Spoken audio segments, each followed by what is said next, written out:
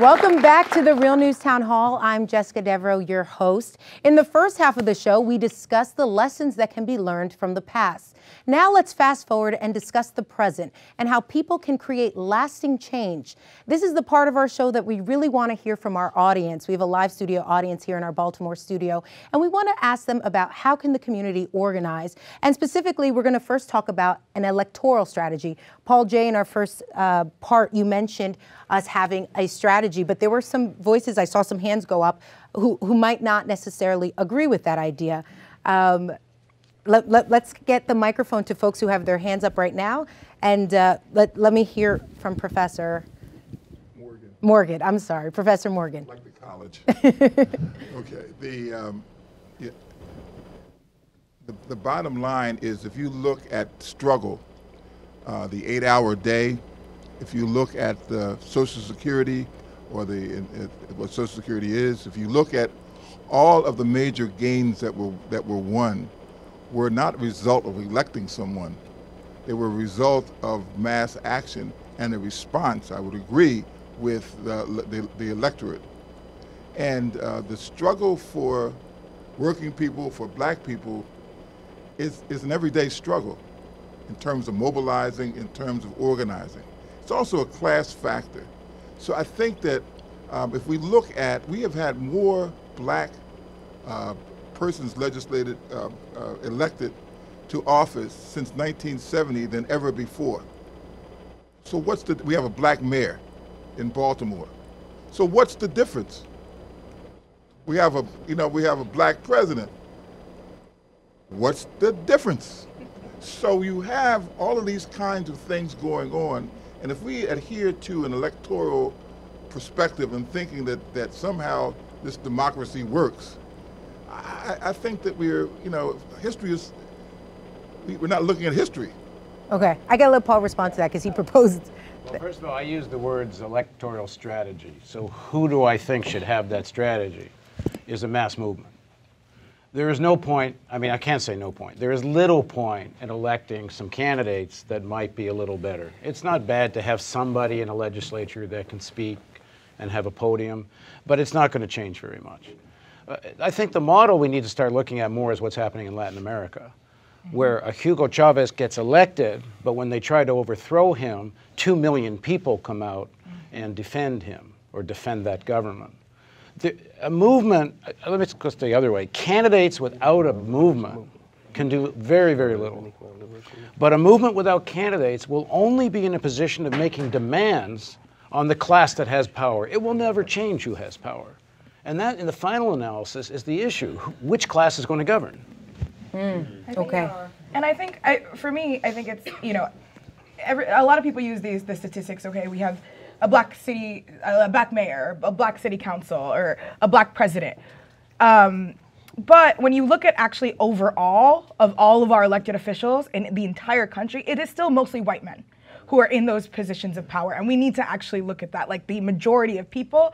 And just because we have the president, Congress is the real and legislators of that. And so I think that that's important. I also think it's important to recruit and train and develop candidates to run for office. Not people who are going to go and work for the Koch brothers, but people who come from your organization and come from your community and run for very hyper-local offices. I think actually holding a hyper-local electoral office is radical, because the school board, somebody who governs over a school board in a small district, is making the decisions for that community school system. And education is really important. So I think as much, and I'm not saying that let's all go to one electoral strategy. That's not, I think, the context here. I just think so many people look at elections really narrowly and look at it as either the years of Congress or the years of president or the years of mayors and stuff, but we're not looking at the small hyper-local offices like school board, like your town supervisor that controls taxing in your town, right? And and I really think we need to build an independent political party. I can't believe that we are still allowing the Democrats and Republicans to control us and divide and conquer us. I actually think that that is possible. You can build parties on a small local level. I worked at an independent political party for 6 years. That is a step in the right direction, but it's using a specific type of voting, fusion voting, working families party. We need an actual independent independent political party. And we also need to look at things like changing the Constitution. Like, let's have a constitutional convention one year, right? To change the Constitution, because the 13th Amendment that abolishes slavery says, but you can be in jail. Right. So I just think that that's really important for us to pay attention to, because our laws are in stone. But let's talk about this issue. What if you have a new party? How are you going to make sure they're not going to become Democrats 2.0? You know, don't you need public pressure? I just want to get other people to join in on the conversation. I will say I think an electoral strategy is incredibly important, because at the end of the day, we can demand with 100,000 people going to City Hall, going to the state capitol and saying, you need to change this. And they say, here's a bone, we're going to change it today. But guess what? They're the same people who put us in that position in the first place. And so we're just going to keep asking, because when we die down, another generation comes up and is going to have to fight the same struggle. To your point, we need to figure out how do we groom our own within our own community. If we talk about diversifying the police force who come from our own districts and our own communities, that needs to be true for the people representing us in office. That needs to be true 100%, because at the end of the day, if they don't have the lived experience of eating government cheese, if they don't have the lived experience of raising their kid as a single parent, then how can they legislate on those issues? But we've plenty of black faces, you know, in Baltimore is a perfect example, and I'm sure some of them have come from underprivileged backgrounds, but doesn't necessarily mean that they're working in the interest of the majority of people. So is that really the answer, just simply getting people that come from our communities? Someone in the back? I was thinking about the social critic theorist Eric Hoffer, who commented that social mass movements tend to become businesses and ultimately rackets. And I think that this is a, this is what the problem with the Democratic Party is, that, it's become a racket, and that the danger is that any movement, is in danger of becoming a racket. The trick is how to keep the vibrancy of the mass movement alive over a long period of time. And I can't really envision, what the process would look like. Look, I think American democracy was set up to be a fake revolution, that every 4 years you get to have a big hubbub, but really, and a big show and a lot of contention and all of this kind of stuff. But the actual operation of the country is predicated on, a kind of bureaucracy and a culture within that bureaucracy that no matter how well-intentioned people are or how passionate they are, when they get into that culture and that bureaucracy, they are acculturated to it. And I think that this is something that was very, very threatening, about all of the various forms that the Black liberation movement has taken over time, is that this was something that was going to upset the apple cart entirely. And that's really what the threat is. This wasn't going to be a fake anything. This was going to be something that substantively changed the way that business was conducted. And so that I guess that's one problem that I see, is that how do you keep things from developing an institutional culture that actually, turns them from a passionate mass movement into a business, and then, into a kind of a self-supporting racket. But there's a fatal flaw with conflating social movements that we're talking about here with the Democratic Party. So I wouldn't want to. Well, I'm not conflating them. The Democratic Party was an example of social movements that become rackets, and and the Democratic Party, to the point I would agree with at the end of what you were saying, was never meant to be anything other than what it has become.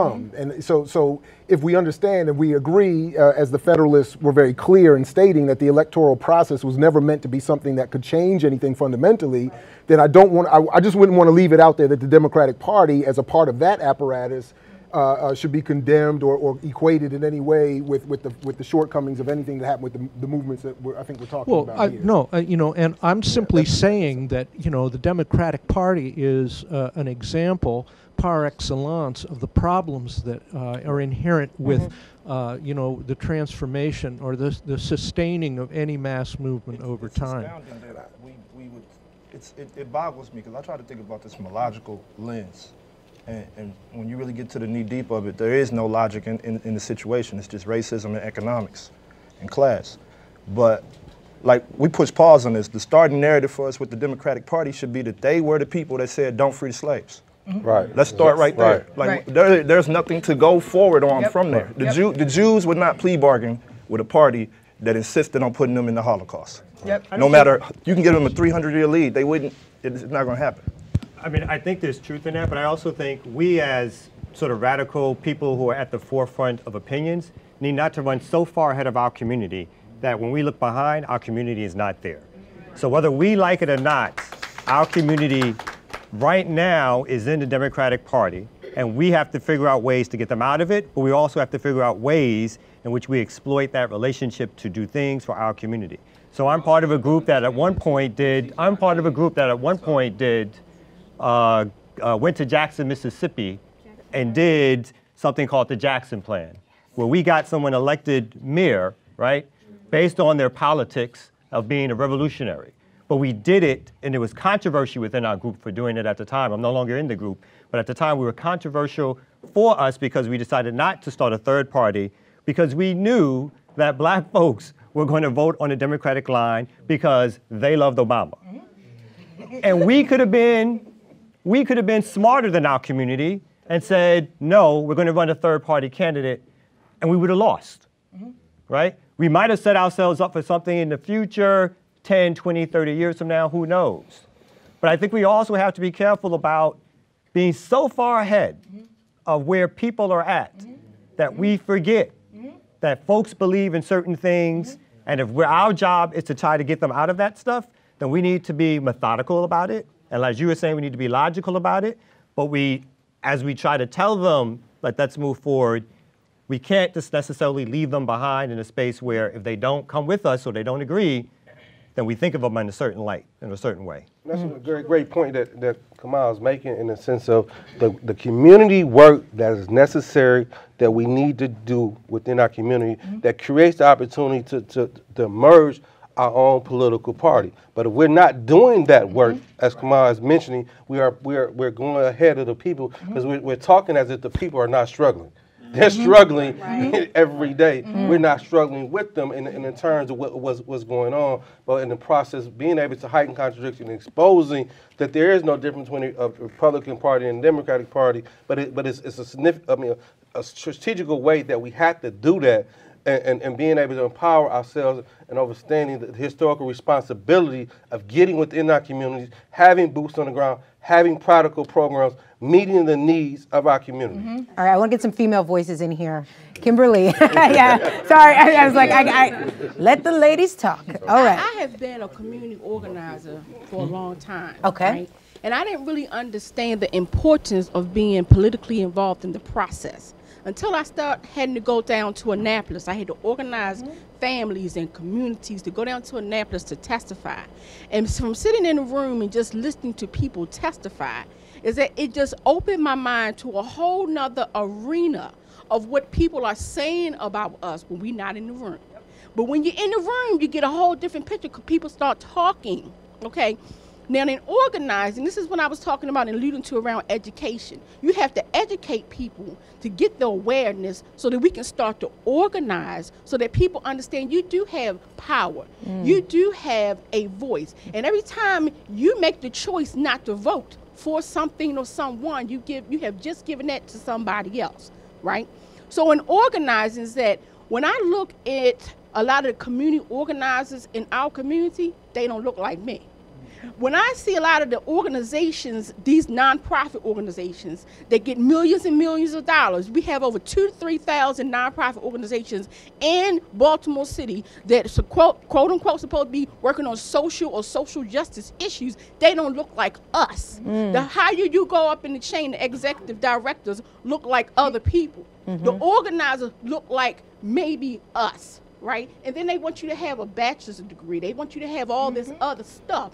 After I've been working in the community with my people for the last 10, 11, 12, 15 years, I don't need a bachelor's degree to tell me what I need to be doing in my community, number one. Number two is that the further you go down the chain, the lower the pay gets, the darker the people get, but yet you got people who still, when we talk about hiring police that live in the community, we need to have community organizers that live in the community, because most of them don't. When you talk about city council, most of them represent a district that they don't even live in. So if we want to talk about real issues and talk about real stuff and real news, then we need to keep it real and stop all this philosophy about what we need to do. And we've been talking for too long. No, it's true. We know what the problem is. We got enough data. We are one of the most researched people on the planet. Yeah. I don't need no more research from Johns Hopkins. I got you.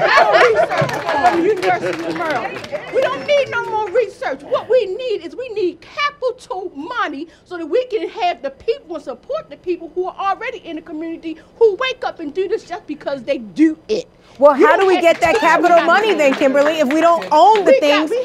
How do we get that? It goes back to, we have to start supporting one another. Stop supporting people that don't support us, because Michael Jordan ain't never showed up in my community and gave me nothing. All right. Al Sharpton came here and made $9,000 to give a big speech, and the person that hired him was an organization called Safe and Sound. Okay, Al Sharpton don't live in Baltimore City. Al Sharpton got enough money, and this not just him. I'm just calling him out. He's just one of them. Okay, what I'm saying is that you have a lot of people who have the money and the financial resources to pick and choose wherever they want to go. But for those people that don't, like myself and a whole lot of other of us who have been affected by a lot of these policies and issues, is that we got to stop spending our money with people that don't support us. Okay. Boycott them. Okay. All right.